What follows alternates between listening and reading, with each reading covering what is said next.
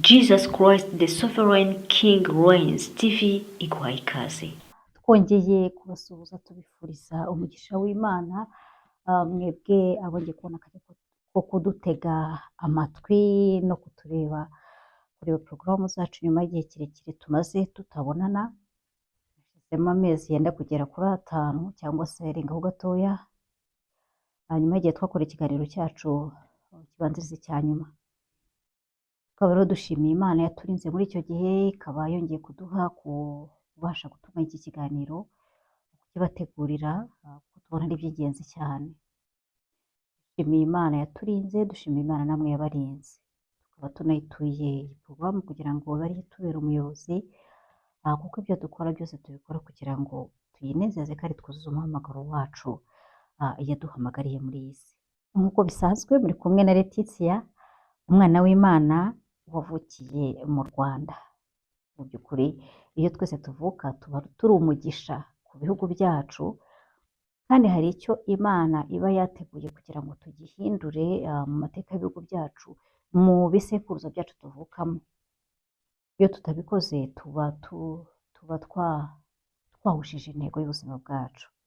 Niyo mpamvu tugomba kubikorana umwete. Mu gutangira iyi porogaramu natuye Imana Data ushobora byose ndetse na Yesu kugira ngo ampe imbaraga. Nagira ngo nisegure ku bakuru b'ubwoko bwacu, bw'Abanyarwanda, mu rwego rwacu ari Abanyarwanda. Ibintu bimwe na bimwe tujya tuvuga bakavuga batari cyangwa ni ukuzura kabuze, ko bavuga ibintu bakabigarukamo, ni ukubera ko ibyo bintu ari ngombwa. Twebwe turi mu gisekuruza kiri hagati y'igisekuruza cy'Abanyarwanda cyaguweho n'amateka mabi cyane, n'igisekuruza cyavutse nyuma, kimeze nk'aho nyine bitakireba, cyahuye n'iyindi mibereho y'ubuzima ituma kitita ku bintu byabaye cyane. Ariko wakwitegereza ugasanga Abanyarwanda turacyarwaye. Ikikubwira ko turwaye ni uko iyo ukoze ahantu ku gikomere cyacu twese turataka.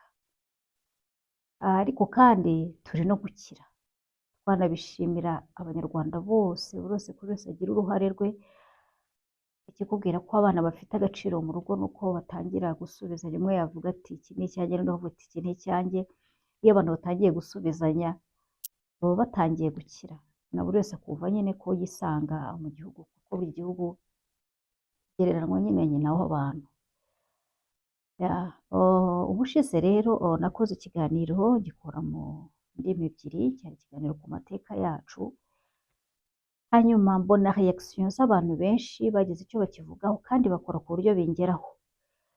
Anagira ngo mbamare impungenge, ndagerageza gusubiza 4 muri bo, nibo nabonye reaction zabo. Cyahise kibyara impaka nyinshi,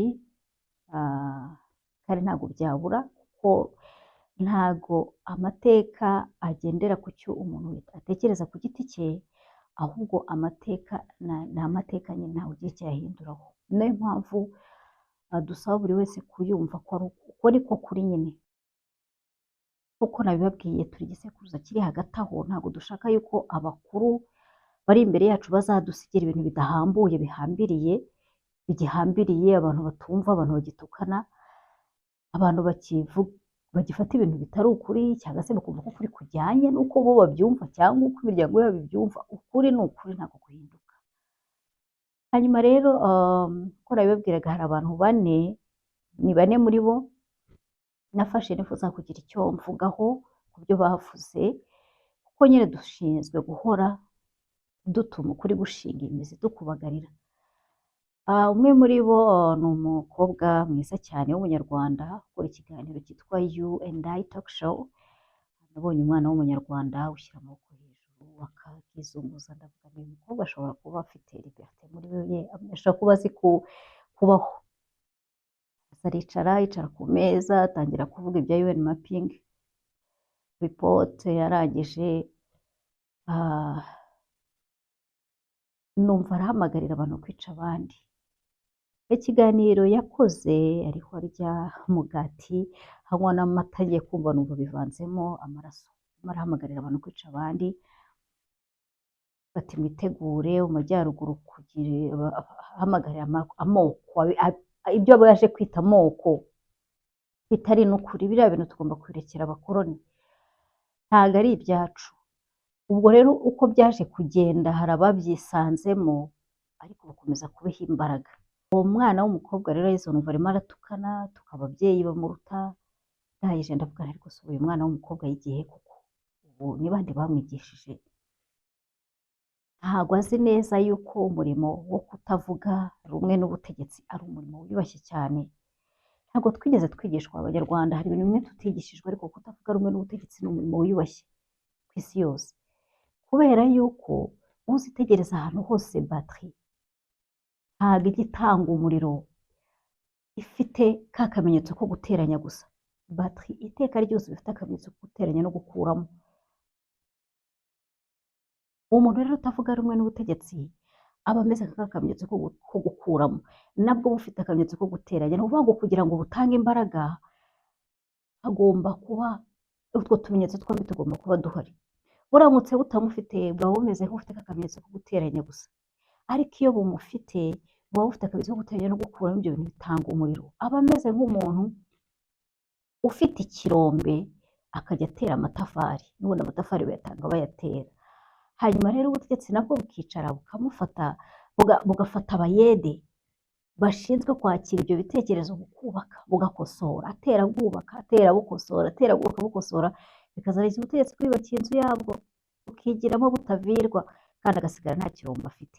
Yaba rero yarakoze uwo murimo neza, bukavuga nabwira buti ngaho rero utanga ibitekerezo byawe. Ushobora gutanga ibitekerezo no kutavuga rumwe n'abantu udatukanye, udakoresheje amagambo mabi. Tugomba kubyumva ko ari ibintu bibaho. N'umugabo n'umugore ntibavuga rumwe, n'umwana n'ababyeyi ntibavuga rumwe, kereka bicaye hamwe bagashyiraho umurongo ngenderwaho buri wese amaze gutanga uwe. Niko ibintu bigenda. Rero ntabwo byaba byiza ku bantu nkatwe bangana natwe, bakiri abantu benshi bafite umurimo ku gihugu ejo hazaza, gukoresha imvugo z'ibitutsi, kwiyandurisha kumena amaraso, kwiyandurisha urwango, ni ibintu bidakwiriye. Aramutse twumva abishoboye yabikosora, agatanga ibitekerezo bye adatukana, adakoresha amagambo mabi, kandi nibaza ko ntawe utabyakira. Hanyuma uwa kabiri ashaka gusubiza ni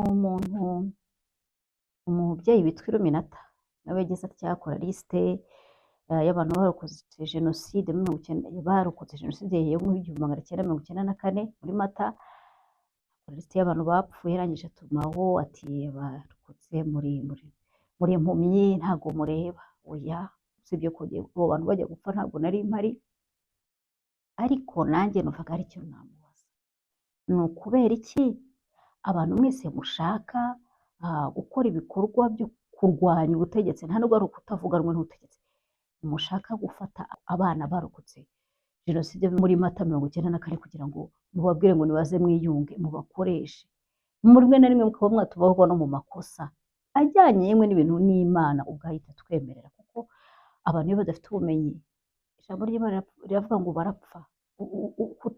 Kutamenya birica. Kuki rero abantu bose babashakamo imbaraga? Ni uko bababaye, ni uko bagenda bagize ibitekerezo byahungabanye ku buryo abantu bose bumva babafata nk'umubare. Oya, abo bantu mwari mukwiye kubareka bakiyubaka, kuko barakiyubaka. Mbonereho mpite njya ku muntu witwa Marara. Yaravuze ati ntabwo tuzi ahantu abarokotse basigaye ubona ukabona baravumbutse, ukabona baratanga ubuhamya. Ati natwe kera twafataga abantu bari sympathique, abavuga indimi zombi, tukabohereza kugira ngo bajye gukora ibyo twe dushaka. Ntabwo nzi ahantu ubutegetsi buvana abantu kugira ngo bajye kuvuga ibintu. Kandi ati twebwe, ati jenoside ijya irangira, ati twari dufite nk'imyaka 18. Yarimo aganira n'umwana w'umunyarwandakazi witwa Maria Rosa, nawe ati ati ubu mwari mwararambiwe kuvuga ibintu bya jenoside, none se ninde wabwiye yuko abarokotse barambiwe kuvuga ibintu bya jenoside? Niyo mpamvu se mwabiboneraho kugira ngo mujye mutangaza ibitari ukuri, mugatangira gusiba ukuri. Hanyuma warongeye uti hari nk'umwana waje aduha ubuhamya, umwana batemye ku gitsi, icyo kiganiro cyibuka, atatubwira ko inkotanyi zahamuvanye, ariko ntiyavuga ko zahamuvanye. None se Kanamarara, abarokotse bose urabazi? Ufite se testimony validata ku buryo uvuga uti ubuhamya nibwo cyangwa si bwo? Oya, ubuhamya bw'umuntu ni gatozi, ni ubwo ku giti cye. Ahubwo wowe wamushaka ukamubaza uti ko ntabyumvise, kuko iyo umuntu avuga ubuhamya hari ibintu bimwe na bimwe asiga. Ikindi nabwira Bwanamarara no kukubwira nti se ubundi iyo umuntu apfuye bimubaho urabizi? Nabonye usa n'utabizi. Umuntu rero ufashe kubigusobanurira, nanakubwira impamvu uzakomeza kubona abaresikape bagenda batunguka nyine bavumbuka bagakomeza gutanga ubuhamya. Ndavuga abarokotse jenoside 1994 yo muri Mata 1994, impamvu uzakomeza kubabona batunguka batanga ubuhamya. Iyo umuntu apfuye, nagerageje gushaka agashushanyo, nagerageje gushaka illustration kukwereka ko umuntu apfa ava mu mubiri nyine kuko ubibona muri aka karagana agafilime gakorewe abana ariko kerekana ukuri ko gupfa. Il était une fois un homme riche qui portait de beaux vêtements et qui passait sa vie dans le plus grand luxe. À ce même moment, il y avait un mendiant nommé Lazare qui mendiait souvent devant la maison de l'homme riche. Son corps était couvert de plaies et tout ce qu'il demandait, c'était qu'on le nourrisse des restes qui tombaient de la table de l'homme riche. Passe mon assiette et que je ne te prenne pas à refiler les restes aux vieux mendiants qui traînent devant ma porte. Il est comme les chiens qui reviennent ici pour fouiller mes poubelles. Si tu lui donnes à manger, on ne s'en débarrassera jamais. Ce n'est pas gentil de le laisser mourir de faim, maître. Pas gentil? C'est lui qui n'est pas gentil d'embouteiller l'entrée de ma demeure. Mais si on ne lui donne rien à manger, maître, il va mourir. Je m'en moque. Ah, j'en ai assez de ta détestable compassion. Tu penses que c'est une vertu, mais tu as tort. C'est un défaut et une faiblesse, et une des pires qui soit, tu m'entends? Oui, maître. Maintenant, sors d'ici et renvoie ce mendiant chez lui, avant que je ne le fouette jusqu'à l'article de la mort. Lazare, lève-toi. Ah, c'est toi, mon ami, tu es venu m'aider. Tiens, prends cela et file. Mon maître a dit qu'il te fouetterait si tu restais. Mais, allez, non. Oh. Lazare, lève-toi. Lazare, tu ne peux pas rester là. Si mon maître te trouve... Voilà ce qui arrive à ceux qui osent me désobéir. Je suis désolé, monseigneur. Tu vas t'écarter de mon chemin? Je vais te montrer comment on s'occupe des mendiants. Au moins, il aura eu le bon sens de mourir avant que je puisse m'en occuper. Débarrasse-moi de ce cadavre. Tu vois maintenant tout ce qu'elle te rapporte, ton imbécile compassion. Juste d'être battu à coups de fouet.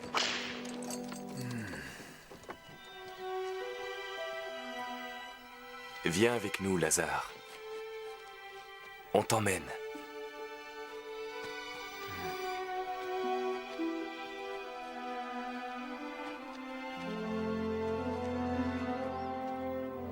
Mon pauvre Lazare.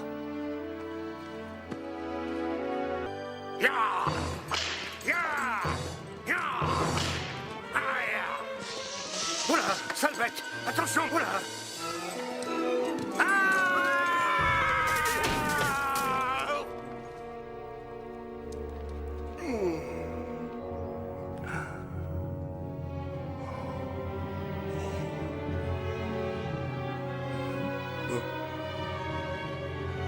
Non!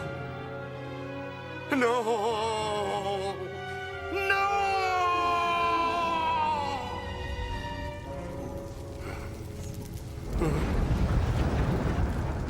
Tout ça n'est pas possible. Quelle horreur, c'est sûrement un cauchemar. Umuntu wasiga umubiri akagira aho ajya. Hanyuma rero iyo apfuye haba intambwe zindi zikurikira zibaho ku basigaye. Ikintu cya mbere kibi iyo umuntu apfuye asohotse mu mubiri, abasigaye barabihakana, bagira ikintu cyitwa denayo cyangwa se cyitwa deni. bakavuga bati oya ntabwo byashoboka ntabwo yapfa.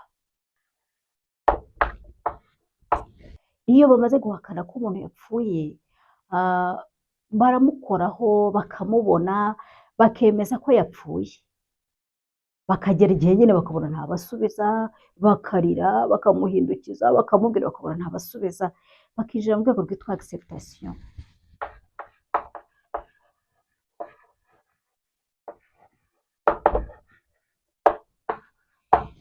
Iyo abantu barangije kwaccepta ko umuntu yapfuye hari ikindi kintu bakora, bahita binjira mu kiriyo, umutima wabo utangira kuvuga uti sinzongera kumubona, wa muntu agatangira kwibuka imibereho yose babanagamo, yinjira mu kintu cyitwa deuil.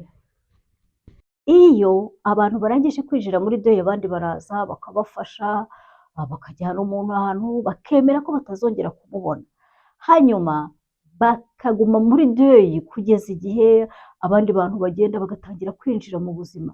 Iyo rero abantu binjiye mu buzima ntabwo bahita babwinjiramo, ahubwo binjira mu kintu cyitwa désorganisation. Ni ukuvuga ngo bahita binjira mu kintu cyitwa désorganisation.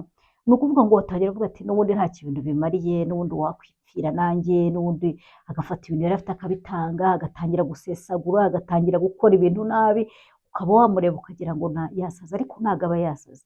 Ni process y'ubwonko yo kwakira urupfu.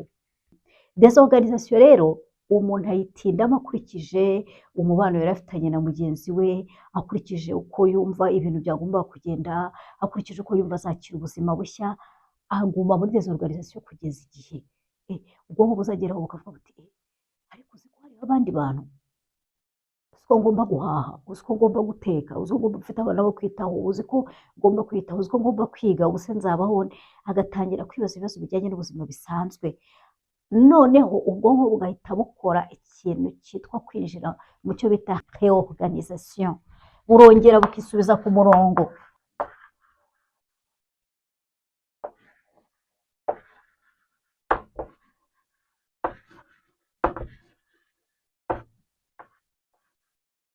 Ubwonko burongera bukisubiza ku murongo, bugafata gahunda yo kuvuga buti reka nongere ngerageze, mu ntege nke umuntu afite agahaguruka, agatangira gukora uko ashoboye, akagenda ameze nk'umurwayi ariko agatangira agakora.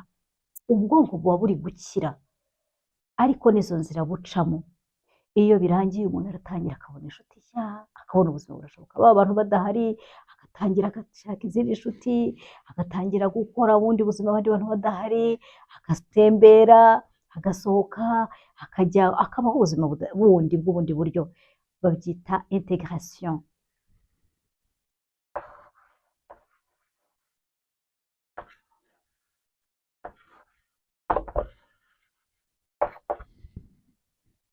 Iyo rero umuntu ageze muri intégration aba atangiye gukira, abona umwanya mushya muri communauté, muri sosiyete abamo, agatangira kugerageza kubaho ubundi buzima wa muntu atarimo, akamwibagirwa, akamusiba, akemera yuko mu by'ukuri ubwonko bwe bukamurekura, akemera kubaho ubundi buzima. Impamvu rero Bwana Marara n'abandi batekereza nkamwe muzakomeza kubona barokotse jenoside yo muri Mata 1994 bakomeza bazamuka batanga ubuhamya, ni uko bo batigeze bagira amahirwe yo guca muri ziriya ntambwe zose. Iyo umuntu apfuye ikintu kimeze nk'umwenda w'umukara kiraza kikipfuka ku bwonko, bo rero ntabwo bigeze bagira ayo mahirwe yo guca muri ziriya ntambwe zose, ahubwo ho ikintu cyaraje kipfuka ku bwonko, kirongera kipfukaho, uko biciye umuntu kikipfukaho, uko biciye umuntu kikipfukaho, baragenda bamera nk'abantu bari mu mwijima. Bashiduka bashiduka ubuzima buri kubahamagara ngo babwinjiremo kandi batiteguye. Baragenda batangira gukora ubuzima ariko ubwonko bwabo bukiri muri ya status, bukiri muri cya gihu, ku buryo uko Imana yabafashije kugenda bakira, babona akantu gatuma nk'uko akabona umuntu arabyaye, nk'uko akabona agomba gukora, aromblije, bagiye babona ibintu bibasunika, ariko ntabwo ari bose. Niyo mpamvu badashobora gusohokeramo rimwe, bakaba batazanabasha gutangira ubuhamya bw'ibyababayeho rimwe. Baracyari benshi cyane bagikeneye gutanga ubuhamya bwabo, bagikeneye kubyuka bakava muri icyo kintu, ndetse n'abagenda babyuka buri wese abyuka ku giti cye, kuko ntabwo habayeho akompanyoma yo kumenya ko bagomba guca muri izo ntambwe, ahubwo yakorwaga igihugu cyose kiri mu bibazo nacyo kigomba gukemura. Niyo mpamvu uzajya ubona bamwe babyutse uyu munsi n'abandi bazakomeza kubyuka, n'abana bo bazabyuka, n'ibikomere bamwe bavukanye bizagenda bibyuka, ujye kubona ubona abantu baragenda babyuka mu buryo butandukanye. Ni nayo mpamvu rero abantu bazakomeza gutanga ubuhamya, kandi ntanavuga ngo ni n'amateka, ni legasi y'u Rwanda irimo ibintu wenda bitari byiza, ariko yagombye kuvanwamo ikintu cyiza cyo kurinda igihugu. Reka nkubwire kandi impamvu numva nemera yuko ariko byagombye kugenda. Numvise inkuru y'umwana umwe w'umukobwa, umunsi umwe yagiye gusenga, yakundaga gusenga cyane, hanyuma avuyeyo ahura n'abajura bamugirira nabi, baramuhemukira, bamufata ku ngufu, hanyuma kandi barangije bamwiba agakapu yari afite. Bagezeyo shefu w'abajura wari wamuhemukiye, abandi baramuhariye, asanga harimo muri ka gakapu ke, asanga harimo Bibiliya. Agifungura asangamo inkuru y'umujura. Umujura ya cya gisambo ku musaraba cyabwiye Yesu kiti uyu munsi unyibuke. Yumva inkuru y'umwami ukiza umujura umubabarira, ahita atangira kuba captive, atangira gusoma ya nkuru. Wa mukobwa we atashye ku ruhande rwe, ababyeyi babona ukuntu yahindutse, ukuntu yandavuye, baramutuka, hanyuma ndetse nyuma y'iminsi mike basanga aratwite, baramutoteza kugeza umwana asohotse mu rugo.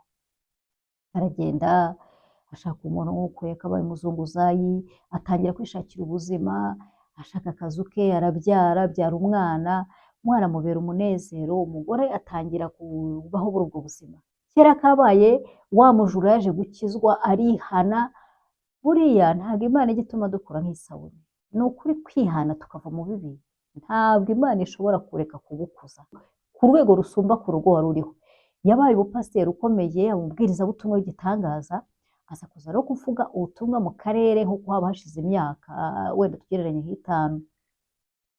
Agezeyo wa mugore wakiriye wa wundi akamufasha mu buzunguzayi no kongera gufonda ubuzima bushya, aramubwira ati hano hari inkuru, uyu munsi uze kuza, ati hari umuntu uri buze kubwiriza ubutumwa, kandi ni umuntu w'igitangaza. Undi aramubwira ati sinshobora, Imana yarampemukiye.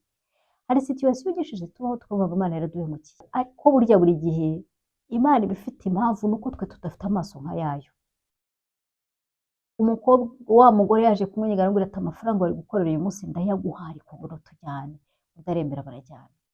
Bagezeyo umubwirizabutumwa atangira kubwiriza, aravuga ati nagira ngo mbahe ubuhamya bw'ukuntu nihannye, ati ndetse ati ikimenyetso cyo kwihana kwanjye mfite Bibiliya hano, ati mpora nyijyana ahantu hose ngo mbaze nyirayo niba yaba akibaho kandi nyamusubize. Avuga amazina yanditse muri iyo Bibiliya, noneho wa mugore waherekeje wa wundi yumva Bibiliya niye, yumva niya wa mukobwa, araza aravuga ati Bibiliya ni iyacu. Umuvugabutumwa arishima ati ni mwebwe se? Undi ati we, ati Musizari arimo kurira.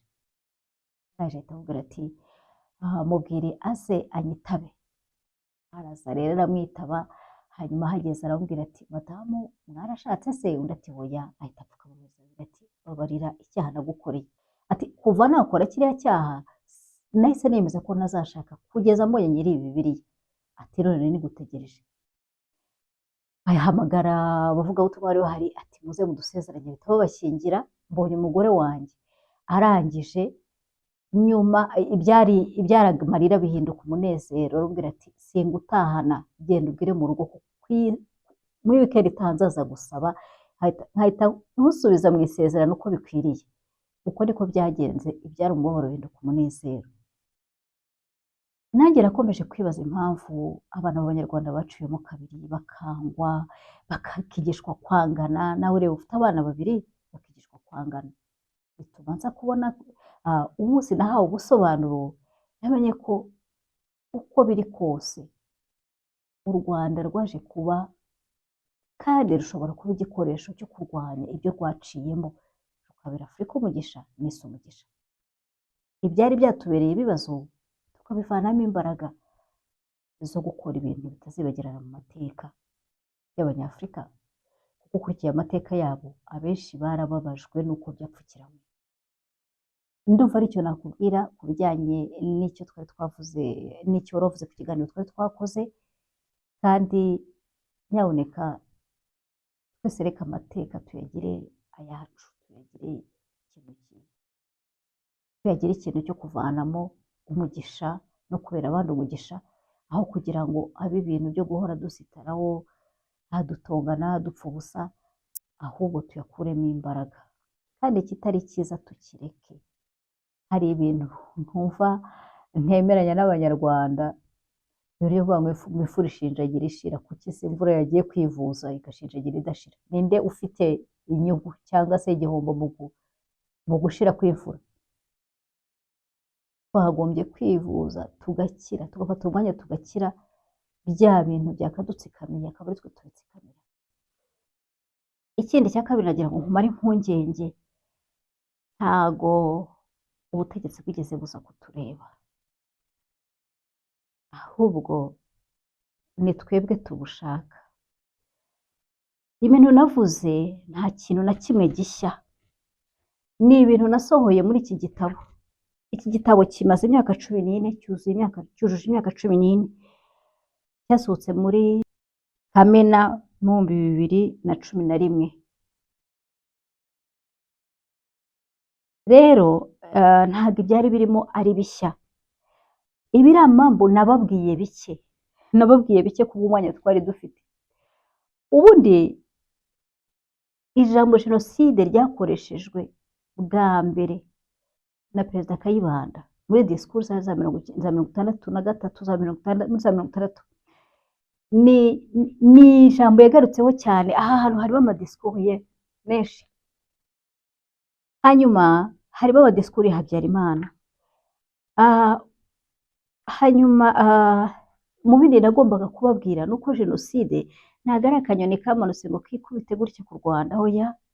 Jenoside ubundi yari yateguwe, habirimo muri ayo mateka yagomba kuba ku itariki ya 23 z'ukwezi kwa kabiri. Yari igombaga kuba ari jenoside iri kombine hagati y'u Rwanda n'u Burundi, ariko bagiye kureba basanga icyo gihe abana bazaba bari mu ishuri, ntabwo bazabasha kubamara batari mu miryango yabo, kuko ntabwo bari kubasha kubavangura. Nicyo cyatumye bayisubika. Harimo iby'inama yabaye nyuma y'ibishyikirano bamaze gusinya, yabaye hagati y'abasirikare, bakemeza yuko bagomba gukora ibishoboka byose, bakirinda cyangwa bakarwanya ibijyanye n'amasezerano ya Arusha. Iyo nama yabereye muri kimwe mu bigo bya gisirikare byo mu Rwanda, iyoborwa n'umusirikare kandi mukuru wo mu Rwanda wari mu masasu, ku buryo jenoside abasirikare bo bayifashe nk'igisubizo cya gisirikare kurwanya imishyikirano yagombaga kuba. Icyo gihe bahise bemeza guha abasivile bose intwaro no kubashora muri jenoside. Ntabwo jenoside ari ikintu cyatunguranye. Mu bindi ntababwiye ni uko mbere y'uko jenoside iba hari umutwe wateguwe. Abantu benshi bibeshye ko hari umutwe w'interahamwe, ariko ntabwo wariho. Mbere y'uko bawutegura bajyaga kureba mu bisekuruza by'abantu bagakora iperereza bakareba ko nta mututsi wigeze ugeramo. Umutwe bawise Turi Hose. Ntabwo wari umutwe w'interahamwe, wari umutwe wihariye. Abo bantu bamaze kubashyira hamwe, urwo rubyiruko barwurije indege barujyana muri Israel, baruha amakosi ya gikomando, rugaruka ruje kwica no gukora. Witwaga Turi Hose, ugereye kuba bagura ahantu hose, ariko ari umutwe w'ibanga. Uwo mutwe warateguwe rero kugira ngo uzarusheho gushyira umuriro muri jenoside. Ahubwo njye uko mbibona, ntabwo ibintu twavuze ari bishya. Amateka Imana yatubikije y'Abanyarwanda, amateka twabikijwe, twarayafashe, turayabungabunga, tuyashyira mu nyandiko uko twumvaga tubishobojwe n'imyaka yacu n'ubushobozi twari dufite. Uburyo nk'ubwo nkurikije amateka hari yose, mbona amateka y'u Rwanda n'amateka ya jenoside yagombye gutuma u Rwanda ruba icyicaro cya Afurika cyo kurwanya jenoside nk'ingaruka mbi z'ubukoloni. Igihugu kizabitwemerere, tugifashe gukora iyo nyigo, u Rwanda rwagombye kuba genocide free, exempt de genocide, rwagombye kubaho ku buryo umuntu utekereza jenoside, umuntu utekereza kurengera uburenganzira bw'ikiremwamuntu bw'agatsiko kanaka atekereza u Rwanda. Ibyo byose biri mu mateka y'u Rwanda. Amateka y'u Rwanda yagombye kurinda umutekano w'u Rwanda ku rwego rumwe na gisirikare. Buriya ibihugu bijya kwataka igihugu ntago bicyatakisha intwaro, ntago ari byo batangira bacyatakisha amagambo. Ni nayo mpamvu iyo igihugu kitari strong mu gusubiza no mu kugaragaza amakuru, hari point faible ibiri aho hantu. Ni nayo mpamvu twebwe tutabifata nk'imikino. Nta gitero na kimwe kizaba ku Rwanda kiruta icya jenoside. Ni nayo mpamvu icyo gitero cyagombye kuvanwamo igikoresho cyo kurinda umutekano w'u Rwanda. Turabibona, turabyumva, tubona iyo nyigo, ariko ntabwo ari twe two kuyiha inzira.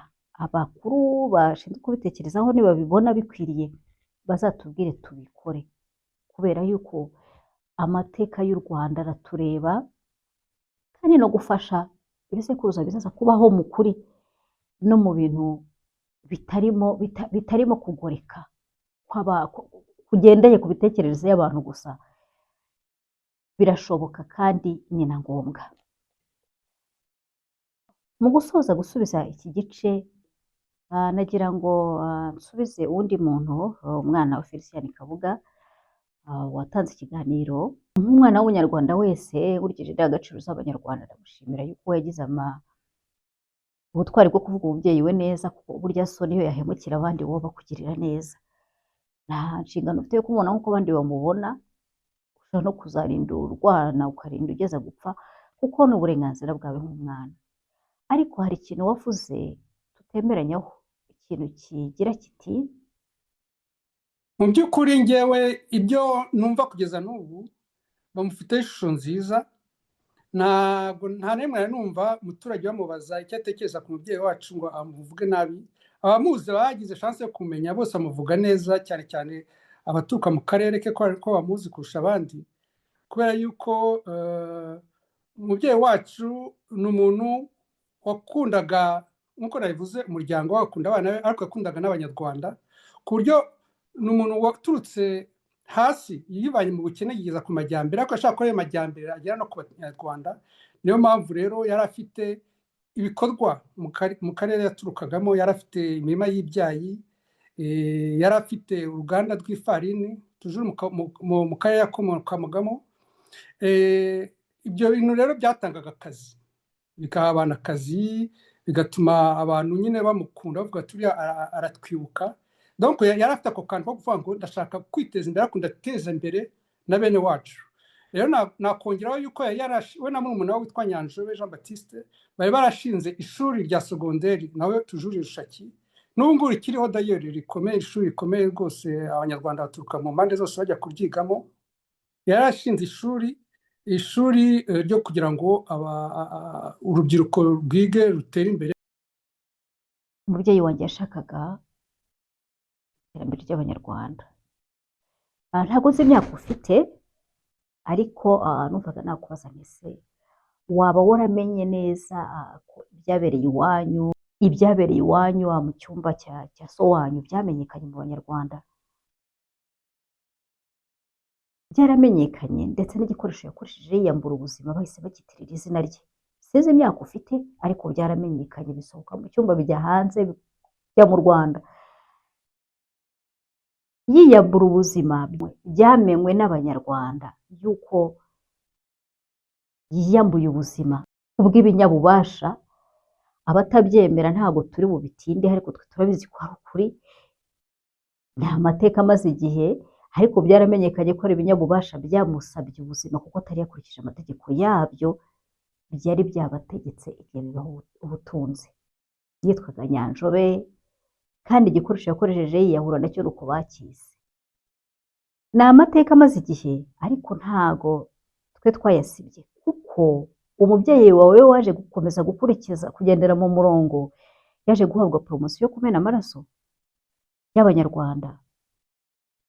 Yinjira muri uwo murongo kubera ko hari ibyo mwari mwahawe birenze urugero, abatabyumva ntabwo tubitindaho, twe turabizi ko ari ukuri. Rero nagira ngo nkubwire ko uwo atari umurongo wa poropoza abanyarwanda nk'umurongo w'iterambere. Iterambere rimena amaraso ntabwo ari iterambere. Niba nyine mwe mwarabayeho ni uko hari andi maraso yamenetse, kuko nabibabwiye mu biganiro byacu bya mbere, mu butware bw'umwijima amaraso niyo karensi, amaraso nicyo kiguzi. Niyo mpamvu rero ntabwo iyo ari modeli y'iterambere wa poropoza abanyarwanda, ahubwo byiza nuko twese twaca bugufi tugakora, tugahera hasi nyine. Kandi ibyo ndabikubwira ari ukuri, kuko natwe dufite bene wacu bishwe muri jenoside bacuruzaga nk'ibyanyu bacuruzaga, bari bageze kure, ariko iryo tunga ryari rifite aho rigarukira, rifite aho rigeza ba nyiraryo. Ntabwo ari ku bintu byagaragaraga nk'ibyo ugaragaza nk'aho yari produit y'ubwenge. Oya, niba waravutse nyuma cyangwa warahishwe ayo mateka, abakuru barayamenye, natwe turayamenya, wayabaririza ukayamenya, ukamenya rero ko iyo atari modeli y'iterambere ribereye abanyarwanda. Gukora no kunyurwa n'iby'Imana ituhaye kugeraho ni wo muti, ariko kujya gushakisha byinshi birimo kumena amaraso ntabwo ari modeli twafata nka modeli y'imbaga. Bikagarukira aho ngaho, ndibaza ko ibyo nakubwiye wabyumvise. Hanyuma nse nunasubikira aha ngaha mbashimira mwese. Ndatekereza ko ari ngombwa cyane ko dukomeza kuganira ku mateka, kugira ngo hatazagira igihu cyangwa amapfundo dusiga adafunguye, kuko ibintu byose bifite igisubizo mu bihe twaciyemo. Ibishobora gukosoka tukabikosora, ibigomba imbabazi bikazihabwa. Kandi ntekereza ko igihugu kigeze kure muri uwo murongo, kuko nta cyakibuzaga gukora ibyo kitakoze kugira ngo abantu bose baveho. Ubwo rero nabyo ni ibyo gushimirwa abakuru b'abanyarwanda. Twakivugaho byinshi, ariko ntago ari umwanya wabyo.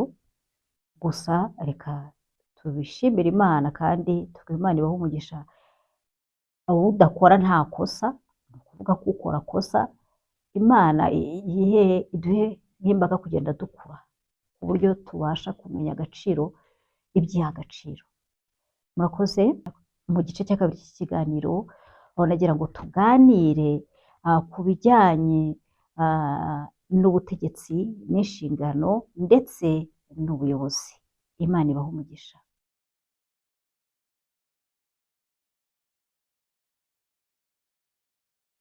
Murakaza neza nanone mu gice cya kabiri cy'ikiganiro cyacu cy'ishuri ryo guhinduka. Tugiye kuganira ku bijyanye n'ubuyobozi n'inshingano ndetse n'ubutegetsi. Mu gutangira iki kiganiro nagira ngo mbacire umugani w'ubuyobozi. Ni umugani waciwe n'umuhungu witwaga Yotamu, akaba yari umuhungu wa Gideyoni. Gideyoni ni umucamanza Imana yakoresheje kugira ngo ikize Abisirayeli amaboko y'abari babasumbirije. Hanyuma umwana yabyaye ku mugore w'inshoreke yica abavandimwe be bose, ise amaze gupfa, kugira ngo abone ubutware.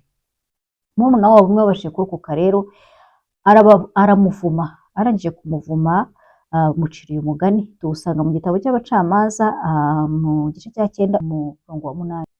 Ngiye kubacira rero uwo mugani w'ubuyobozi n'inshingano. Uwo muhungu Yotamu yaciye uwo mugani ati: kera ibiti byari bigiye kwimikamo umwami ngo bitegeke, byinginga igiti cy'umwelayo biti ujye udutegeka. Ariko umwelayo urabibaza uti: mbese narekeshwa amavuta yanjye akoreshwa ibyo kubaha Imana n'abantu, no kujya nkungabanira hirya no hino hejuru y'ibiti? Maze ibiti byinginga umutini biti ngwino dutegeke. Ariko umutini urabibaza uti: mbese narekeshwa uburyohe bwanjye n'imbuto zanjye nziza, no kujya nkungabanira hirya no hino hejuru y'ibiti? Maze ibiti byinginga umuzabibu biti ngwino dutegeke. Umuzabibu urabibaza uti: mbese narekeshwa vino yanjye inezeza Imana n'abantu, no kujya nkungabanira hirya no hino hejuru y'ibiti? Ibiti byose biyera ko byinginga umufatangwe biti ngwino dutegeke. Umufatangwe usubiza ibiti uti: ubwo mushaka kunyimika ngo mbe umwami wanyu nyakuri, muze mwiringire igicucu cyanjye, niba bitari iby'ukuri umuriro uzava mu mufatangwe umareho imyerezi y'i Lebanoni. Aha ngaha turabona ikiganiro hagati y'ibiti. Ubundi imyerezi ni ibiti byatangaga imbaho nziza kandi byari bifite uburebure bukomeye bigaragara nyine nk'abami b'ibiti. Ariko hano tubona ibiti bizi inshingano zabyo ku buryo bidashobora kuzita. Umwelayo uyoboye gutanga amavuta, umutini uyoboye gutanga imbuto, umuzabibu uyoboye gutanga divayi, kandi byose bifite akamaro kabyo kandi bikamenya yuko bibitwara umwanya kugira ngo byuzuze inshingano zabyo. Ubuyobozi rero ni igihe cyose dukora umurimo Imana yaduteguriye. Buriya buri wese ni umwami, ni umutware, ni umuyobozi mu mpano ye. Niyo mpamvu gushakisha impano Imana yaturemeye bitujyana mu nshingano, bitujyana gukora neza ibyo twaremewe, kandi buri wese iyo abikora aba yuzuza inshingano Imana yamushyiriye kuri iyi si.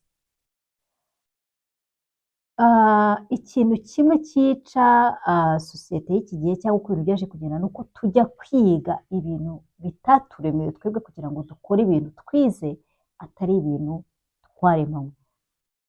Ikikubwira ikintu waremewe no mu buto bwawe uba ugikora, nicyo uba ukora. Ariko ikintu wize ujya kukiga hose ukagikora, ariko ugasanga muri wowe nta ground gifite, nta hantu gifite ho kwicara, nta marecepteur gifite, nta kintu kibyakira ngo kibikuze. Ni nk'uko wafata imbuto nyine itaragenewe ahantu ukajya kuyihatera, bigusaba imbaraga nyinshi kandi ntinatanga umusaruro mwiza. Uyu mugani rero utwumvisha ko buri wese afite impano yagenewe, kandi iyo ayikoze aba ari umutware muri icyo kintu, aba afite ubuyobozi muri icyo kintu. Niyo yagira abamwunganira ariko aba afite ubutware muri icyo kintu. Mu mizo ya mbere ntabwo Imana yaremye ubuyobozi ari ubutegetsi. Yaremye ubuyobozi ibwira umugabo n'umugore iti mutegeke isi. Imana yaremye umugabo n'umugore bareshya. Hanyuma rero umugore aza kurengera inshingano, aza gutuma kuba intandaro yo kuyoba k'umuntu aho kugira ngo ajye inama n'umugabo. Uko niko Imana yahise ishyiraho ubuyobozi, ifata icyemezo. Niko Imana yahise ishyiraho ubutegetsi, ifata icyemezo gishya. Iravuga iti uhereye none umugore w'umugabo azagutegeka, kandi kwifuza kwawe kuzaherera kuri we.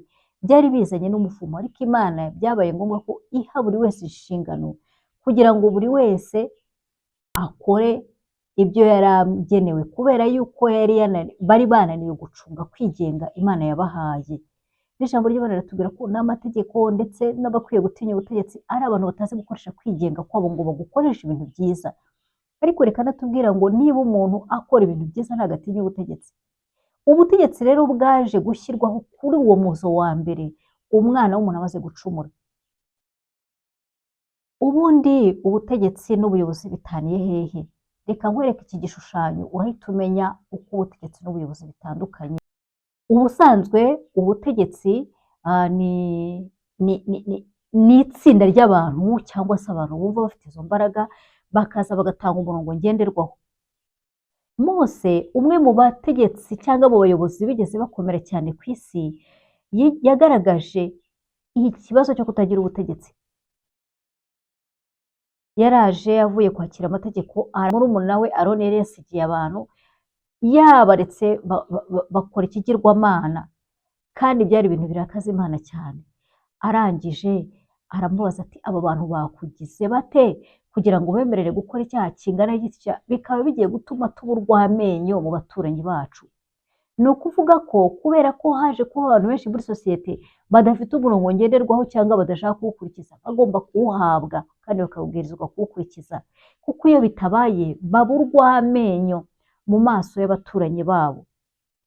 Mu rwego rw'umwuka baba urw'amenyo mu maso y'ibinyabubasha biba bireba byitegereza abana b'abantu kandi bigamije kubayobya. Ni ukuvuga ko umurongo ngenderwaho utangwa kandi abantu bakaba bawugenderaho.